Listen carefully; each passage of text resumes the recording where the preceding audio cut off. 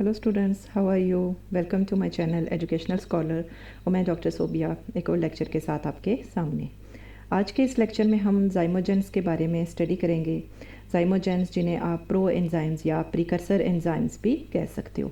लेकिन आगे बढ़ने से पहले मेरी आपसे रिक्वेस्ट है कि अगर अभी तक आपने चैनल को सब्सक्राइब नहीं किया तो काइंडली सब्सक्राइब का बटन प्रेस कर दें। बढ़ते हैं अपने लेक्चर की तरफ। First of all, what are zymogens? Enzymes manufactured in inactive form, activated when small part of a polypeptide chain is removed। ठीक है, यानी सबसे पहले जो एंजाइम्स हैं वो इनएक्टिव फॉर्म में प्रेजेंट होते हैं। उस इनएक्टिव फॉर्म को हम zymogens का या आप कह सकते हो प्रो एंजाइम्स का नाम देते हैं। और वो एक्टिवेट कब होते हैं? जब उन एंजाइम्स में से एक स्मॉल पॉलीपेप्टाइड चेन जो है वो रिमूव हो जाती है। आपको पता है एंजाइम्स जो हैं they are protein in nature. जब मल्टीपल ठीक है अमाइनो एसिड्स जो हैं वो एक दूसरे के साथ अटैच होंगे, वो आपको एक पॉलीपेप्टाइड चेन की फॉर्मेशन में हेल्प करेंगे और उन्हें ओवरऑल आप एंजाइम्स का भी नाम दे सकते हो। इसमें अब आपके माइंड में आएगा कि कौन कौन से एंजाइम्स हैं जो पहले zymogens की फॉर्म में प्रेजेंट होते हैं और लेटर ऑन वो जो एक्टिव फॉर्म में कन्वर्ट हो जाते हैं। तो उसमें डिफरेंट किस्म के हार्मोन्स भी शामिल हो सकते हैं। They could be digestive enzymes और they could be blood clotting enzymes, यानी ऑल काइंड ऑफ एंजाइम्स ऐसे हो सकते हैं जो पहले इनएक्टिव फॉर्म में प्रेजेंट होंगे और बाद में वो एक्टिव फॉर्म के अंदर कन्वर्ट हो जाएंगे। इट आल्सो डिपेंड्स अपॉन कि उनकी इन्वायरमेंटल कंडीशन जहाँ पे वो प्रेजेंट हैं या किस वक्त उनकी ज़रूरत है, उसकी बेस पे वो एक्टिव फॉर्म के अंदर कन्वर्ट हो जाते हैं। सो फर्स्ट ऑफ ऑल यहाँ पे डिफरेंट एग्जांपल्स, जैसे zymogens में इंसुलिन की आपको एग्जांपल दे दी गई है। इंसुलिन क्या है? It's a protein hormone. It's a synthesized in this pancreas. जैसे प्रो इंसुलिन की फॉर्म में पहले ये प्रेजेंट होता है और जब इसने एक्टिव होना होता है तो ये इंसुलिन की फॉर्म में कन्वर्ट हो जाता है। फॉर एग्जाम्पल ये आपका प्रो इंसुलिन है जिसे आप zymogen का भी नाम देते हो। और जब इसमें से एक पॉलीपेप्टाइड चेन रिमूव हो जाती है जो कि आपको यहाँ येलो कलर की फॉर्म में दिखा दी गई है, तो इंसुलिन जो है वो सेपरेट हो जाएगा। It will be in its active form. ठीक है, यानी टू पॉलीपेप्टाइड चेन्स जो हैं, यानी दो तो ये एक दूसरे से अटैच हैं थ्रू डाइसल्फाइड लिंकेजेस और small part of A polypeptide chain जो है वो रिमूव हो गया है। यानी removal of A polypeptide chain from pro insulin produces the active form of the insulin. कब ये एक्टिवेट होता है? When polypeptide chain of A 33 amino acids, यानी ये जो येलो कलर की यहाँ पे आपको दिखा दी गई है, it's about 33 amino acid chain ये यहाँ पे रिमूव हो जाती है। और पेप्टिडेजीज एंजाइम्स हैं जो कि इसकी सेपरेशन में हेल्प कर रहे होते हैं। और बकाया दो ए और बी चेन्स हैं वापस वो जो हैं active form of the insulin के अंदर कन्वर्ट हो गई हैं। नेक्स्ट है जी प्रो एंजाइम्स भी, जैसे मैंने इनको कहा। So you can say pro enzymes या zymogens जो हैं inactive form of the enzyme हैं और एक्टिवेट कब होते हैं? जब उनमें एक स्मॉल पार्ट या एक part of A polypeptide chain जो है वो रिमूव हो जाता है।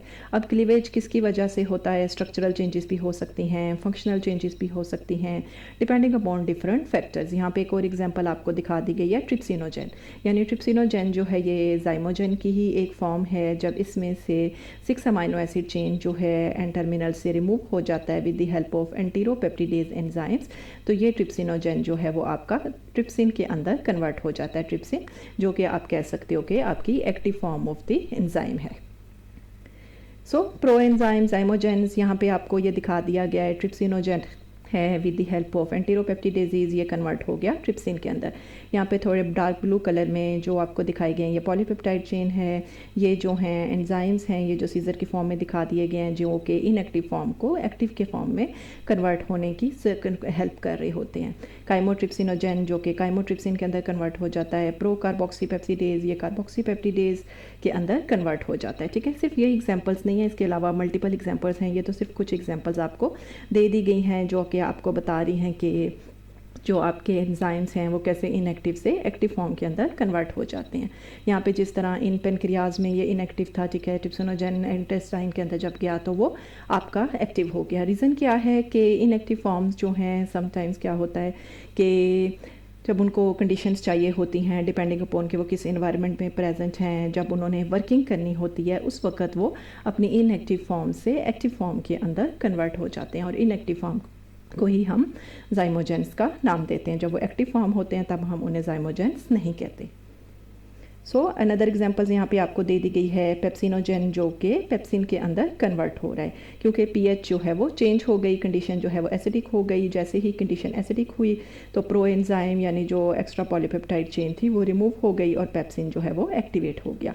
लिख भी दिया गया है कि पेप्सिन जो है वो आपका स्टमक एंजाइम है जो कि आपको प्रोटीन्स की डाइजेशन में हेल्प कर रहा होता है। Chief cell secrete pepsin as an inactive form, यानी पहले जो है पेप्सिनोजन की फॉर्म में ये जो है एक्टिवेट होता है, ठीक है। और बाद में क्या है कि ये पेप्सिनोजन जो है जब कंडीशंस एसिडिक हो जाती हैं, जैसे ही हाइड्रोक्लोरिक एसिड की प्रोडक्शन शुरू होती है जिसकी वजह से स्टमक की पीएच एसिडिक हो गई है, तो पेप्सिनोजन जो है वो कन्वर्ट हो जाता है आपका पेप्सिन के अंदर, ठीक है। यहाँ पे ये लिख दिया गया है digestive enzyme HCl produced as food enters into the stomach, so pepsinogen gets converted into its pepsin which is the active form of the enzyme. Gastric mucosa में वो एक्टिव फॉर्म में पेप्सिनोजेन की फॉर्म में present था, जबकि stomach में जब condition acidic हुई थी तो वो एक्टिव फॉर्म पेप्सिन के अंदर कन्वर्ट हो गया।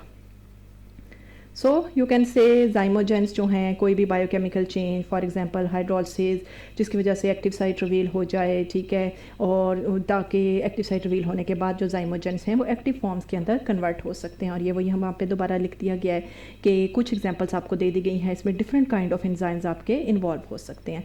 अब एक लेक्चर के बाद आपके माइंड में एक क्वेश्चन आ सकता है कि जो पॉलीपेप्टाइड चेन क्लीव ऑफ हुई है वो कहाँ पे जाएगी, ठीक है, यानी उसका भी तो कोई फंक्शन होगा। So you can say इनएक्टिवेटिंग piece, यानी जो zymogen से पॉलीपेप्टाइड चेन या पार्ट ऑफ ए चेन जो है वो रिमूव हो गया, ये इंडिपेंडेंटली भी फोल्ड हो सकता है क्योंकि ये 100 रेजिड्यूज से ज़्यादा भी कंप्राइज अमाइनो एसिड्स को कर सकते हैं। सो यू कैन से, तो आप इसलिए कह सकते हो कि वो सेपरेटली फोल्डिंग डोमेन्स के तौर पर या स्पेसिफिक फंक्शनिंग के तौर पर वो एक्ट कर सकते हैं, ठीक है। So when the bonds are cut enzyme changes its conformation, जाहिर है वो इनएक्टिव फॉर्म से एक्टिव फॉर्म के अंदर कन्वर्ट होंगे तो उनकी एक्टिव साइट फ्री हो जाएगी, उनकी 3 डायमेंशनल स्ट्रक्चर चेंज हो जाएगा। सो zymogens जो हैं वो कह सकते हो कि प्रोटीएजेस की मदद से एक्टिवेट हो जाते हैं, जो कि क्योंकि प्रोटीन इन नेचर है तो प्रोटीएजेस ही उनको कट करेंगे। इसके अलावा डिफरेंट किस्म के इन्वायरमेंटल फैक्टर्स भी जो हैं वो इनकी कटिंग में हेल्प कर सकते हैं, यानी इनको इनएक्टिव से एक्टिव फॉर्म करने में हेल्प कर सकते हैं। सो ओवरऑल आप कह सकते हो कि zymogens जो हैं वो inactive form of the enzymes हैं, और जब डिफरेंट एनवायरमेंटल कंडीशन में या जब उनकी ज़रूरत होती है तो वो active form of the enzymes के अंदर कन्वर्ट हो सकते हैं, और डिफरेंट एंजाइम्स जो हैं वो इस कैटेगरी के अंदर लाई कर सकते हैं। So that was all about today. अगर आपको लेक्चर अच्छा लगा होगा तो प्लीज़ इसे लाइक, शेयर एंड सब्सक्राइब ज़रूर कीजिएगा। नेक्स्ट लेक्चर तक के लिए अल्लाह हाफिज़।